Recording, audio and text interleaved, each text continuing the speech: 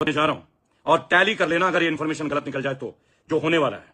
तुम्हें याद है जब जियो आया था, इन्होंने फ्री कर दिया था लोगों को, ताकि लोगों को आदत पड़ जाए। नशा भी तो ऐसे करते हैं, नशेड़ी बनाने के लिए पहले अफीम सुंघा देते हैं, ड्रग्स छटा देते हैं, और फिर वो इसके आदि हो जाते हैं, हैबिचुअल हो जाते हैं, और फिर अपने मां बाप के गहने बेचते हैं।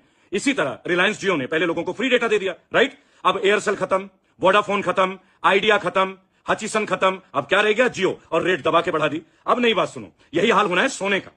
प्रधानमंत्री मोदी जी ने बोला सोना मत खरीदो, और आज सुबह ही 10% इंपोर्ट टैक्स गोल्ड का बढ़ा दिया गया, ताकि बाहर से सोना ना खरीदे हम लोग। इसका प्लानिंग जानते हो क्या है? ये देखो, मोदी जी की क्रोनोलॉजी बड़ी सिंपल है, अगर आप समझ सको तो। बहुत लंबी चौड़ी बात नहीं है। इन्हें अपने मित्रों को कैसे लाभ पहुंचाना है, टू वेरी ऑनेस्ट। ये क्या करने वाले हैं अब धीरे धीरे?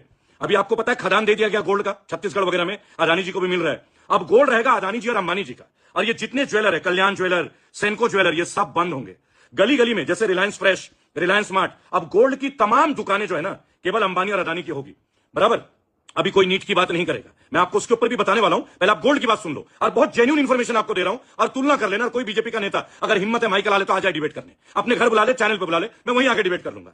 गली गली में रिलायंस का, अदानी का गोल्ड आएगा, और टाटा का कौन सा? तनिष्क। बाकी सब गोल्ड बाजार उड़ने वाले हैं। चांदनी चौक के जितने भी बड़े बड़े सोने के व्यापारी है ना मेरे भाई, तुमने दिवाली से ज्यादा पटाखे फोड़े थे ना 2014 के इलेक्शन में, अब तुम्हारा पटाखा फूट पड़ा, घाटे में तो 24 घंटे में आ गए, बराबर मेरे भाई? अब काम की बात सुनो, नीट की।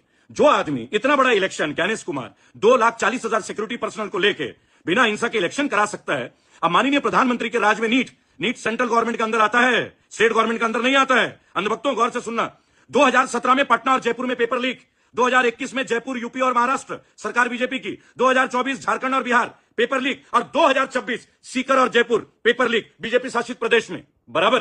तब मैं एक बात बोलता हूं, आपने बंगाल इलेक्शन में तो लठ गाड़ दिया विश्वगुरु जी। अब एक काम करो, हमारे देश के ना एक रेट बना दो, एक ऑथोराइज टेंडर निकालो कि पहले लिस्ट में इतने लोग एमबीबीएस बनेंगे, कितने रुपए का होना चाहिए मिनिमम। अरे जब टेस्ट होनी नहीं है, 99 पेपर लीक हो चुके हैं पिछले 10 साल में, 99 पेपर, बराबर? जब बच्चों को देना ही नहीं है तो नीलाम कर दीजिए, ऑक्शन कर दीजिए। अरे जब आप आईपीएल करा सकते हो, हर घर में लॉटरी खिलवा सकते हो, तो नीट का करने की क्या जरूरत है? एमबीबीएस का डायरेक्ट करा दो ना, रेट 40 लाख, 50 लाख, 1 करोड़, 2 करोड़, जिस पे दम होगा वो कर लेगा। कम से कम इस चक्कर में जो मासूम ईमानदार बच्चे हैं ना, जो दिन और रात पढ़ते हैं, उनके साथ तो अत्याचार ना हो। इसके ऊपर चित्रा त्रिपाठी के मुंह में घी जम गया है, दही जम गया है।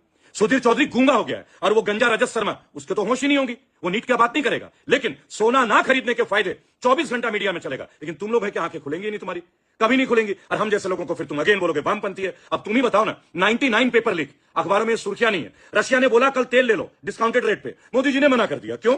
अमेरिका ने हम पे पाबंदी डाल दी। क्या है मोदी जी का अमेरिका के पास?